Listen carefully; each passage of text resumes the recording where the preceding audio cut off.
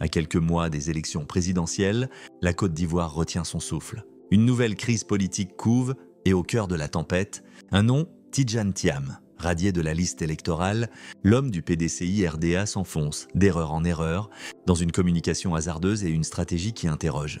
Désigné candidat du PDCI-RDA, Tidjane Thiam s'est vu barrer la route de la présidentielle par une décision de justice liée à sa double nationalité. Une radiation qu'il a dénoncée dans une vidéo, mais au lieu de défendre son droit à concourir, il a choisi de s'égarer dans un sondage flatteur, affirmant battre Ouattara avec 57% des voix. Ce sondage, commandé par lui-même à des agences françaises, soulève bien des doutes. Peut-on croire qu'un homme revenu au pays depuis 2 ans soit plus populaire que des figures historiques, comme Laurent Gbagbo ou Ouattara?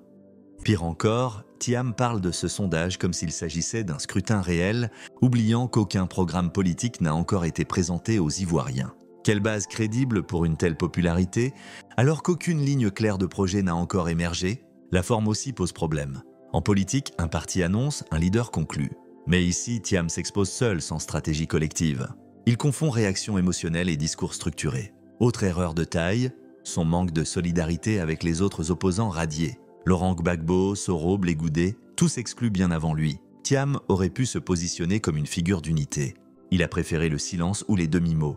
Résultat, aucun soutien de GPS, du PPACI ou même du COJEP pour sa marche de protestation prévue le 26 avril. Peut-on sérieusement incarner l'espoir d'un pays si l'on ne sait pas réagir face à l'injustice? Tant qu'elle ne nous touche pas personnellement, Tidjane Thiam semble aujourd'hui rattrapé par un manque de vision et surtout, par une posture qui affaiblit sa promesse de transformation pour la Côte d'Ivoire. Après ma désignation comme candidat, le leadership de l'opposition à travers la CRPCI est quelque chose qui vient, en fait, que je viens de découvrir. Nous avions organisé un sondage avec une organisation de renommée mondiale pour connaître l'état de l'opinion aujourd'hui à quelques mois de cette élection présidentielle.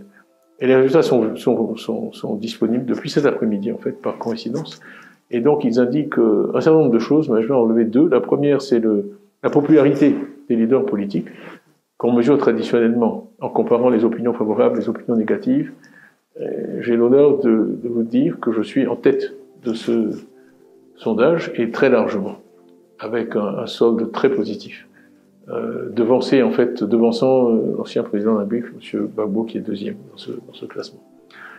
Nous allons diffuser tous ces résultats, vous y aurez accès, parce que nous croyons beaucoup dans la transparence. Mais le deuxième point qui est le plus important, c'est qu'on a demandé aux Ivoiriens, dans un deuxième tour d'élection présidentielle, entre M. Alassane Ouattara et moi-même, pour qui ils voteraient, et je l'ai emporté par 57% contre 41% pour M. Alassane Ouattara. Donc, plus de 15% d'écart. À suivre, le 26 avril pourrait marquer un tournant.